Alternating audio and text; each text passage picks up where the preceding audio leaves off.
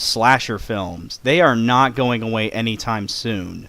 If it wasn't for the popularity of Halloween, there's no telling how many slasher films we would have gotten today. As you can tell, I am a huge fan of slasher films. Whether it be weird, bad, good ones, it doesn't really matter in my opinion. But today is a very special occasion for one horror film that got nothing but bad criticism, but in my opinion, is actually pretty decent. That film is Bloody Murder. Great. Why don't you just paste a sign on my back that says, "Please kill next"?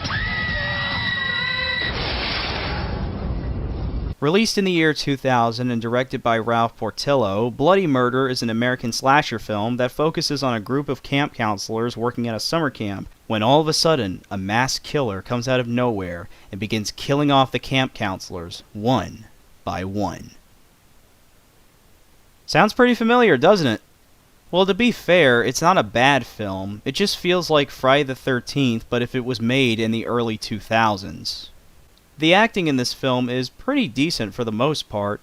It's surprising considering the fact that most of the actors I don't even know of. The only thing I know of is the killer, who looks strangely familiar to Jason Voorhees in Part 5. Yeah, if you compare them both side by side, they look almost identical to each other. The only difference is the boiler suit and the hockey mask. The first two kills are clearly off-screen, but then the rest of the kills are actually on-screen.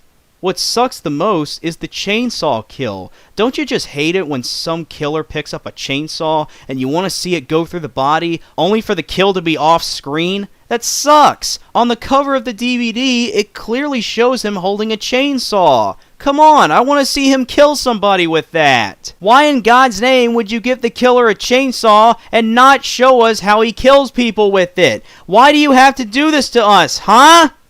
Also, not to sound weird or anything, but one of the counselors is called Jason.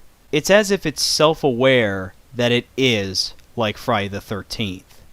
Aside from all my major nitpicks with this film, it's not bad. It just could have been done a lot better. They could have made the killer look more original, and it still would have been sort of like Friday the 13th, but in some kind of different way.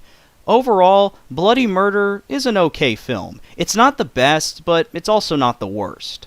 There's also a sequel and a spin-off. I have seen the sequel, and it's pretty good. It tells more about Trevor Morehouse's backstory, and it also introduces new characters. However, the spin-off, I haven't seen that yet, and I don't think I'm going to be seeing that anytime soon.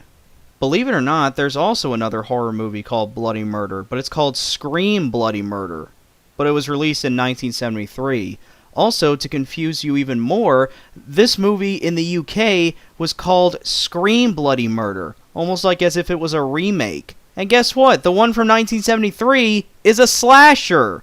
Jeez, how many slasher films are there with Bloody Murder in the title? If you haven't seen Bloody Murder, now is a better time than ever to see it. It's free to watch on Tubi TV, along with its sequel.